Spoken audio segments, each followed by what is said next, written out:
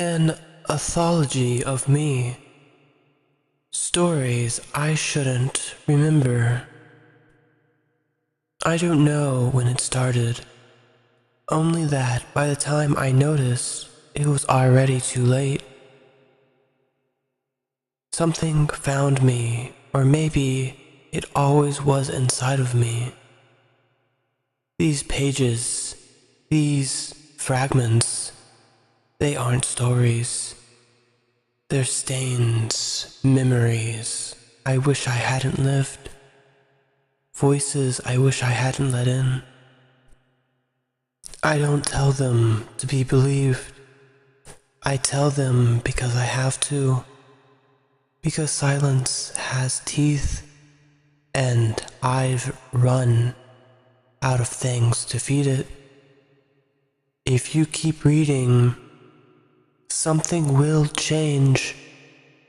You may not feel it at first, but the air will get heavier, the walls will listen, mirrors will watch, and when the final page turns, a question will linger like smoke in your throat. Was it reading me too? Good. You're ready now. Just don't look behind you. Not yet. Title: The Room That Hums. Time: 3:12 a.m. Basement. Recovered from journal pages hidden in the walls. I was only supposed to sleep there for one night. The air down the stairs was thick, like it remembered drowning. Every breath tasted like mildew and metal. The light bulb above me pulsed, not flickered, pulsed, like it was alive, like it breathed. It cast no real light, just a sour glow that didn't reach the corners of the room. But the hum, that's what I remember most. I thought it was a pipe at first, maybe the heater, but it wasn't mechanical. It changed. It shifted pitch whenever I moved, like it was reacting to me. At one point, I coughed, and the hum coughed with me, mocking me. Still, I laid down on the cot. The blanket was thin and already damp. Something sharp was hidden in the stuffing of the pillow, so I removed it. My hand came back with a thin piece of bone. Human. Too clean. I should have left. I didn't. I slept, and the hum moved into me. It started in my spine. I felt a vibration, not from the bed, but from inside my bones. It traveled up my vertebrae, slow, patient, a tap, then another, like fingers counting ribs from the wrong side.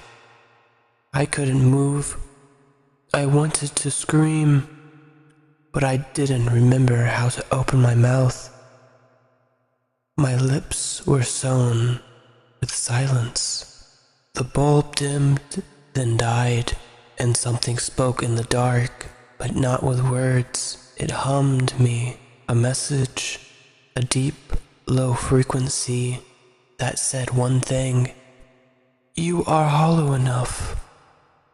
Then I felt it climb inside, through my throat. I choked on the sound.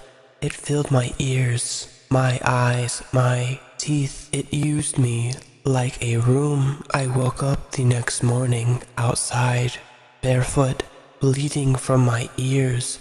The house was quiet, too quiet. No one believes me when I say I still hear it.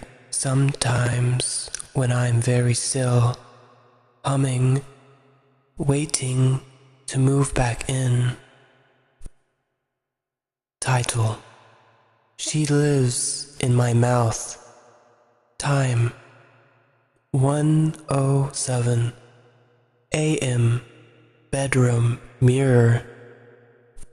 Entry scratched into a cracked, compact mirror. She said she loved how I spoke, said my voice tasted like rust and smoke and secrets, said it made her feel less dead. We only kissed, once was enough. Her breath left a taste that didn't fade. Salt, ash, and something bitter, like the skin of an old fruit. She whispered something against my tongue before she disappeared. I didn't hear it then. I do now. It started a few nights later, while brushing my teeth. I gagged hard. Something writhed under my tongue, coiling like a thread pulling itself together. I bent over the sink and coughed blood. No, not blood. Hair. Long, black, knotted hair, pulled from the depths of my throat in one agonizing inch after another. I pulled until I thought my spine would follow. At the end of it was a ribbon, red silk. Hers. I stopped speaking for 3 days after that, but she didn't. She began whispering from the back of my throat. When I yawned, I hear her breathing.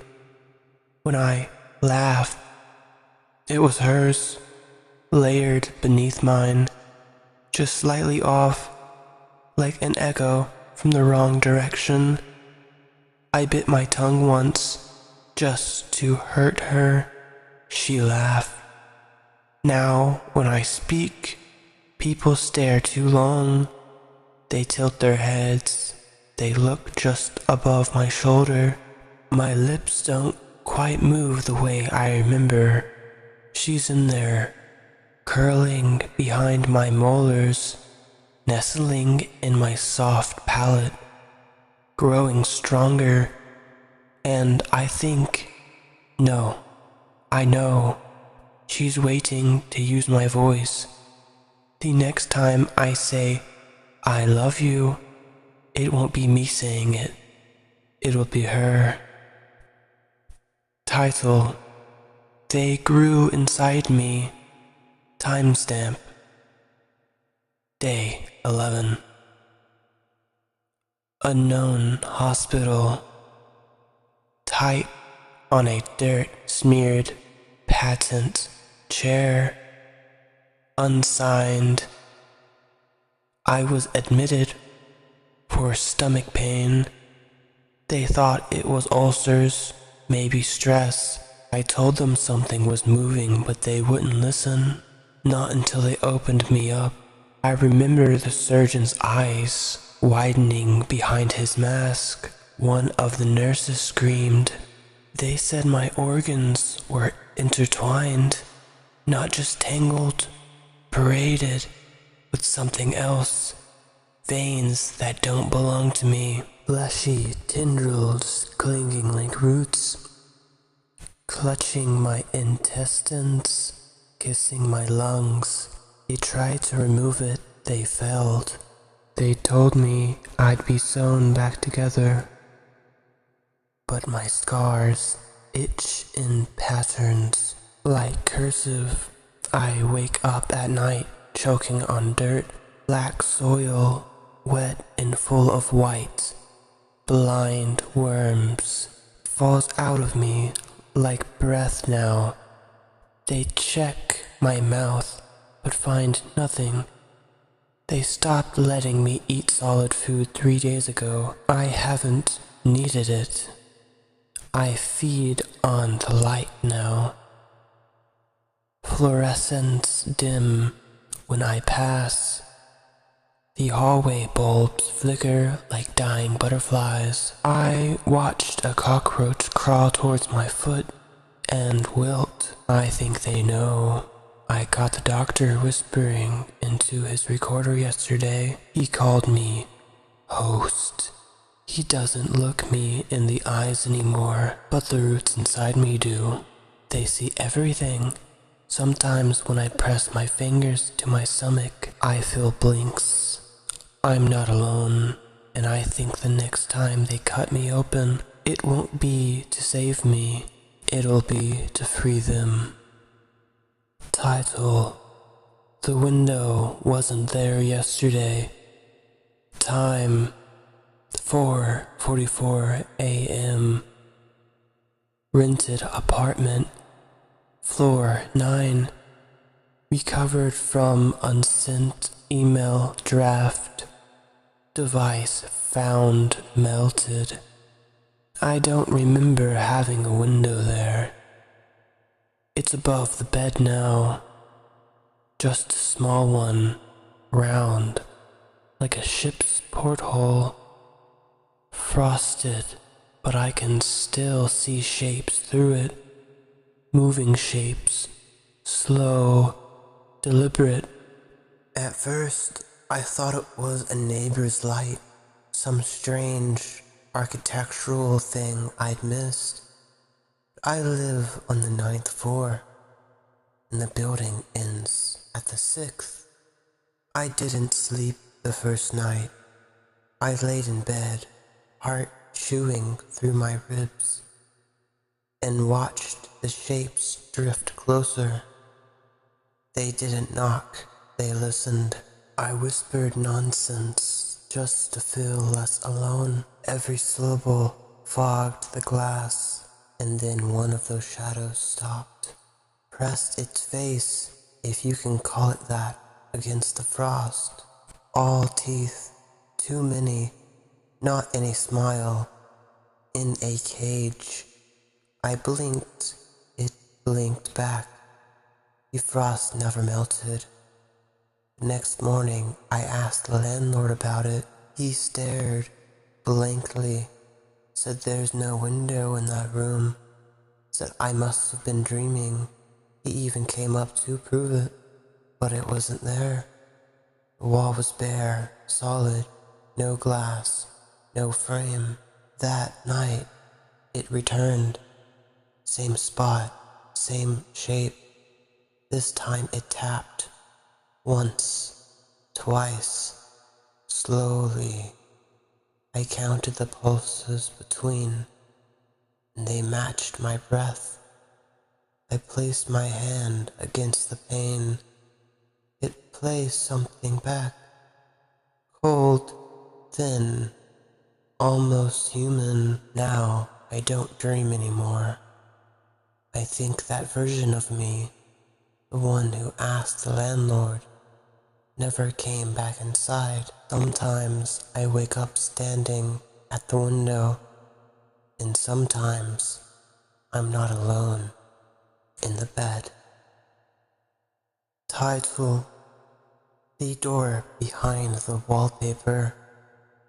Timestamp: unknown. Unknown house.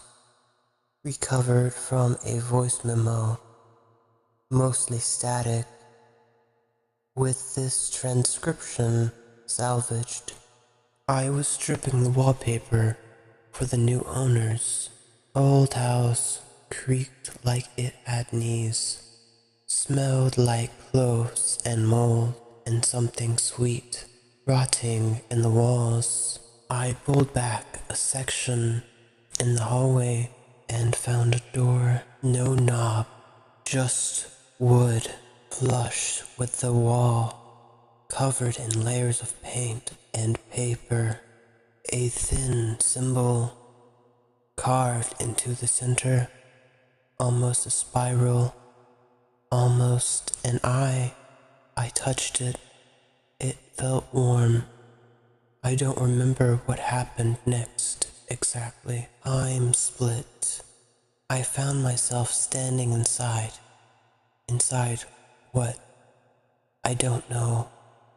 The room was wrong. Dimensions bent slightly. like it had been drawn by memory, not by a hand. Every wall leaned inward. There was a chair in the center, a child-sized chair. I sat in it. I don't know why. Something read my weight like an invitation. The walls whispered my name, not out loud, but in my own voice. Over and over, I tried to scream. Instead, I swallowed the air, the room, myself. Something slithered down my throat, something missing. When I woke up, I was outside the house. My hands were covered in dried wallpaper glue and blood. No tools, no phone, no truck. And when I went back next day, there was no house at all. Just a field. Flat, clean, like nothing had ever been built there. Like I dreamed it. Except I still have the cut on my hand where the spiral was. And sometimes when I pass certain doorways in other buildings, I feel the wood breathing, waiting. Title: I was the last to knock. Timestamp: 6:06 p.m. House on the hill, room B3, extracted from burnt prayer book margins in black wax pencil. We were told never to go in the east wing. The door was always locked, always dusty, and always cold from the inside. My grandmother called it the hollow room, said it used to be a nursery before the crying stopped, before the knocking started. We'd hear it on certain nights. Rhythmic, soft at first, then louder, always from inside, never from the hallway. 4 knocks, always 4, and then silence, choking, aching, silence that settled in your chest like a bruise. One by one, my family stopped talking about it. Uncle buried himself in the bottle. Aunt Miriam went deaf after standing by the door too long. I was 13 when I knocked back. I didn't mean to. I just did it. A dare to myself. 4 soft knuckles against the painted wood. The 4th echo was different. It wasn't mine. Something inside replied with a 5th knock. Slower, wetter. I ran, but I shouldn't have. That night I heard my name whispered in the drain, in the static, in the pause between words. On the radio, I stopped answering the phone, stopped looking at mirrors, because it wasn't just knocking anymore. It was mimicking.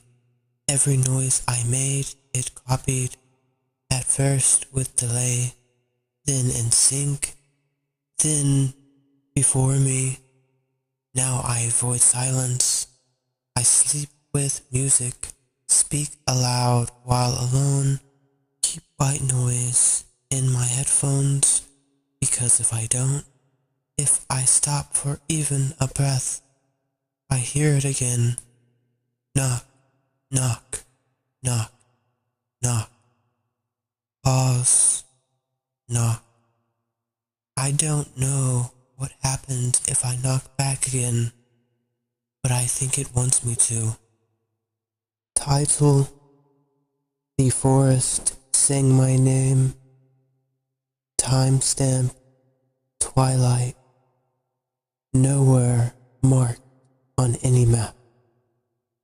Found carved into the bark of 6 different trees, each line on a different trunk. I didn't mean to follow sound, but the trail had vanished behind me, and the trees had started whispering in voices that weren't wind. At first, it was just a hum, low, root deep, but it got clearer the deeper I wandered.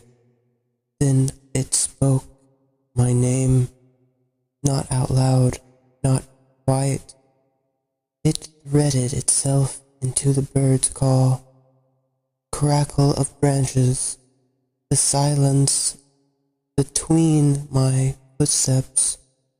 My name, stretched, twisted, sung like a lullaby from something that had never known sleep. I kept walking. I shouldn't have. The woods shifted around me, trees too close together, but the path stretched wider. The sun stayed pinned to the edge of the sky, like time got caught in its own throat. I saw things. An antler growing from a child's skull, mounted on a tree like art. Moss shaped like fingers crawling across bark. Shadow of me standing still while I moved. Eventually, I found the clearing. It was perfectly round at the center, a stone circle, old, smooth by centuries of kneeling. Bones wrapped in vines spiraled around it like a crown. I stepped inside. The forest fell silent, and then it sang again, louder, clearer, like a choir of dead animals wearing my voice. I dropped to my knees, head splitting, tongue bleeding from the inside. I tried to cover my ears. The sound came from under my skin. That's when I saw it. Not with my eyes, with my shape. It was tall, human-shaped, but made of bark and teeth and twisted roots. Its chest opened like a mouth. Inside was a cradle of writhing tongues, all whispering, You were never meant to leave. I ran. I think I escaped, but the birds still sing my name now, and when I close my eyes, I see trees leaning closer. Title: My reflection moved first. Timestamp: 2:03 a.m. Bathroom sink, recovered from a shattered hand mirror, reassembled from blood-streaked notes. I woke up thirsty, the kind of thirst that claws at your throat, like you've been screaming in your sleep. I stumbled into the bathroom, didn't bother with the light. The moonlight was enough. The mirror was already fogged. I hadn't run the water. I leaned in anyway, blinked, rubbed my eyes, and my reflection didn't. It stared back, expressionless, just a half second too still, like it hadn't gotten the signal yet. I froze, blinked again. It didn't. Then it smiled. It wasn't a grin. It was slow, intentional, like it had been waiting to do that, like it was finally allowed. I didn't move. It lifted its hand, raised 2 fingers. I felt mine twitch, but I hadn't moved them. I stepped back. It stayed close. When I turned the run, I saw me standing in the hallway. Same pajamas, same breathless stare, but its smile came first. Now I don't know which one of us got out of that room. I still sleep, I still eat, I still exist, but my phone unlocked to a face that feels unfamiliar. And when I brush my teeth in the morning, I see flecks of blood in the sink. Before I ever opened my mouth, I tried breaking the mirror. It left a message behind the glass. Thank you for letting me out. Title: There are eyes in the static. Time stamp: 1:13 a.m. Bedroom television.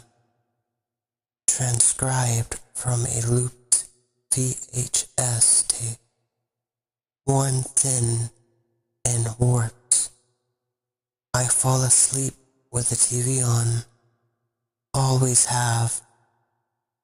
Silence makes my skin itch, makes my mind start to hum in ways that aren't mine. That night, the screen went black, then white, then black again, then static. I tried changing the channel, but the remote didn't respond. I even unplugged it, still the same. That soft crackling snow, endless and alive. I stood up to turn it off manually, and that's when I saw them. Eyes. Not a face, just eyes. Dozens, maybe hundreds, blinking in and out of the static. Sometimes human, sometimes not. Some were sideways, some didn't blink at all, and one of them, blue, cracked at the edge, looking exactly like mine. I laughed, nervous, said something like, "This is fucked," and they all blinked at once. The static pulsed. I sat down again. I don't remember why. My body just wanted to.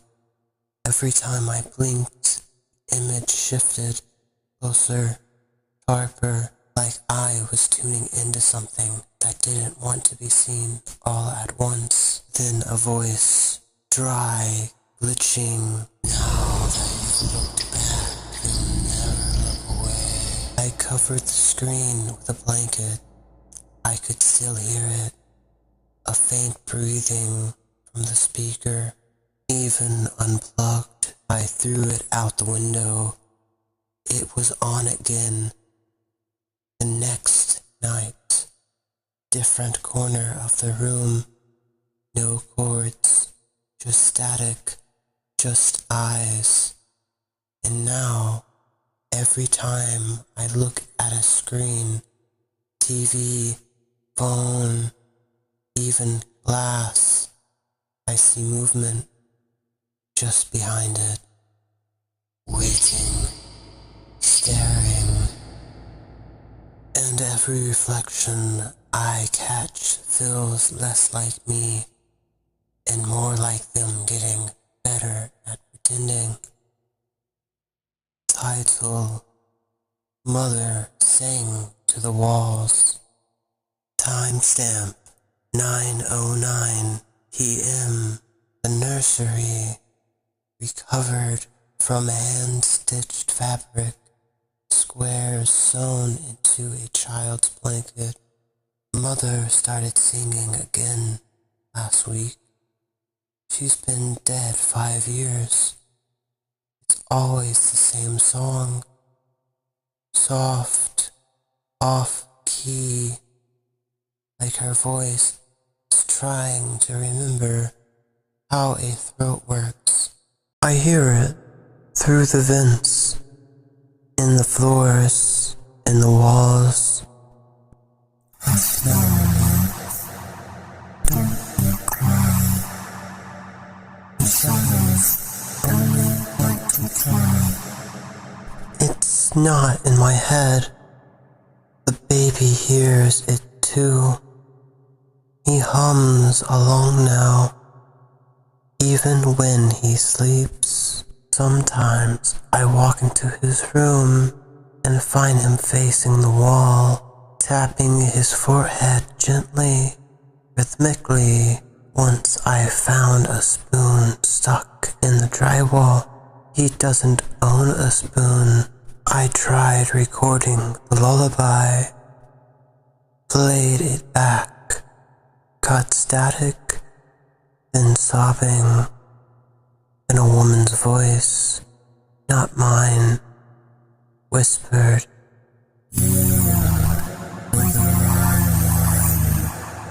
Last night, I saw fingerprints in the dust across the crib, adult-sized. I set up a baby monitor with a video. It didn't show the baby, just the blanket, just it rising and falling like something was breathing beneath it. This morning, he had a tooth in his hand, not his, too large, yellow. I recognized it. It was one of hers. I buried it again. I don't think she liked that. Now the walls hum with her voice, and the baby has started singing back. Title: The mask is the face now. Timestamp: unknown. Abandoned theater. Written in lipstick on cracked stage glass. They dared me to put it on. The mask from the prop room. Old, cracked porcelain, painted lips too wide. A smile that didn't bend. I put it on. It didn't come off. Not then, not now. I laughed it off at first. We all did. The laughter didn't match my mouth. It came out twisted, louder, echoed after I stopped. They left me there as a joke. When I found them later, they were all smiling. Every one of them. Their mouths cut open in crescents, eyes wide, frozen in expressions they never made. I tried to scream. The mask did it for me. I broke every mirror in the house. They all smiled back. I tried sawing it off. There's no flesh beneath now, just porcelain. I stopped speaking, but I still hear the voice. It performs. It whispers lines from plays I've never read, and when people meet me now, they clap, even if I say nothing, even if I do nothing. They just clap, and sometimes they start smiling too. You made it through, or so you think.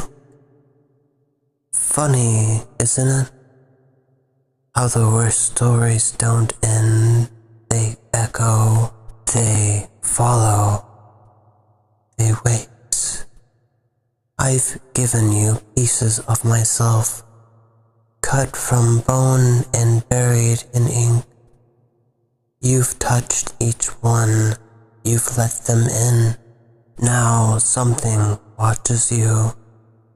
A hum in the walls, a twitch in the reflection, a shadow that forgets to mimic. You've become a page in this book now, And someday, when the silence gets too loud, you will write your own story in blood. Just remember to sign it.